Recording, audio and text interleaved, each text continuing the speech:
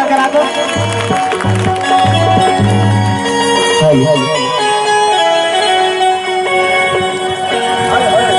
Hello hello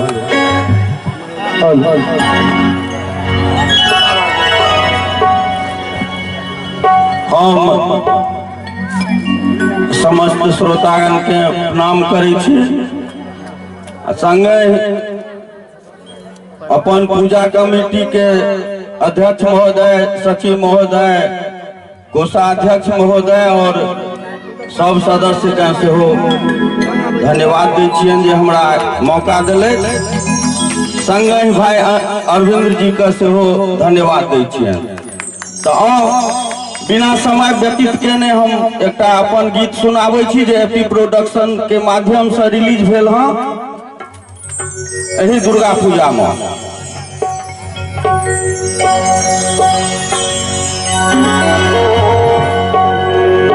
देखो अंगना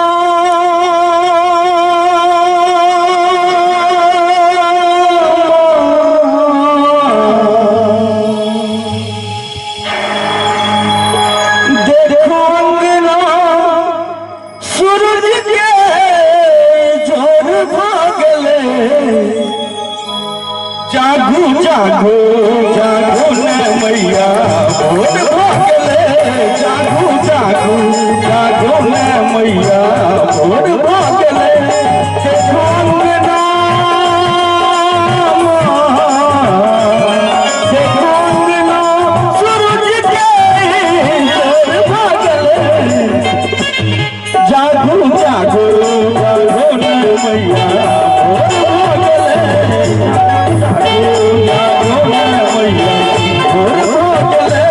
जागो जागो जागो न मैया भोर भागले।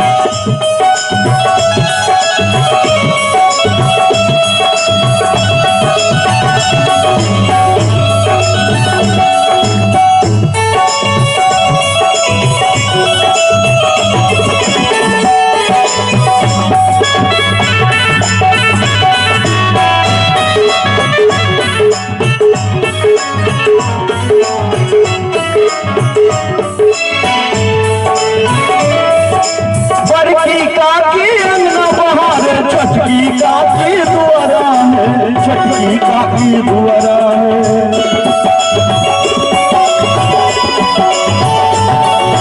बड़की काकी अंगना बहार, छठी काकी दुआरा है, छठी काकी दुआरा है। माय बहन सब नाच रहल छठ, फूलक ने चंगेरा है, फूलक ने चंगेरा। देखो बाजा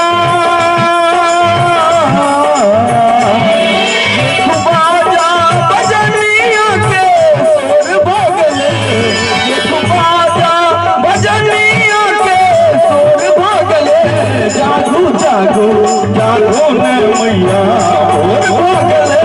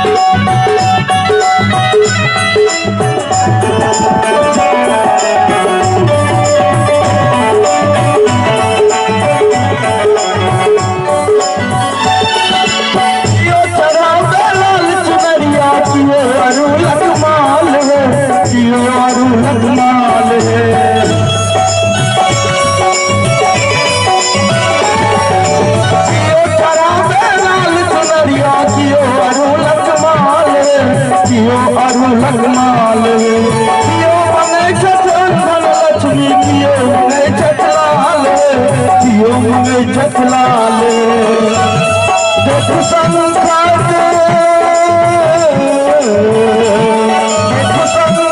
ध्वनि सो जग सोर भगले देख संकट ध्वनि सो जग सोर भगले जागू जागू जागू ने मैया सोर भगले जागू जागू जागू ने मैया सोर भगले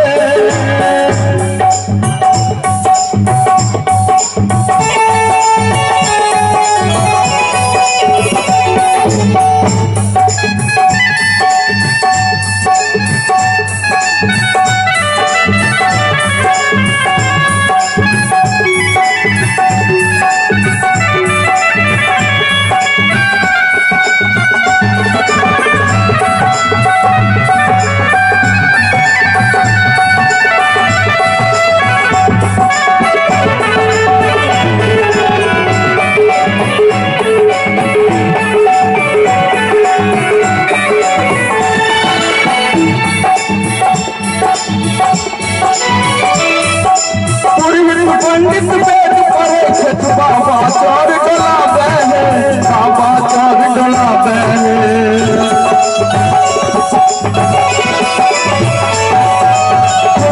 पंडित वेद पढ़े छठ बाबा चार डोला बहने बाबा चार डोला बहने बच्चा काका लड्डू बटे छठ मनसुन काका पेरा है मनसुन काका पेरा है बाबी दर्शन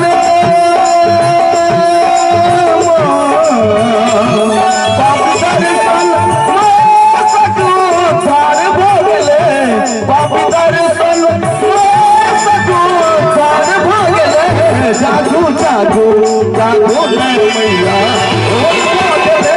जागू जागू जागू ने मैया भोर भागले जागू जागू जागू ने मैया भोर भागले देखो अंगना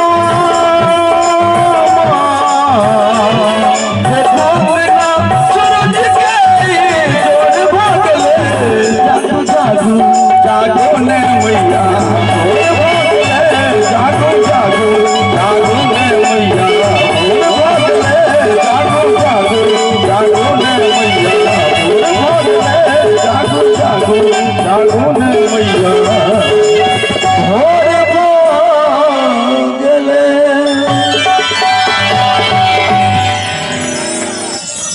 भाई हम सब चीज तो बुझलिए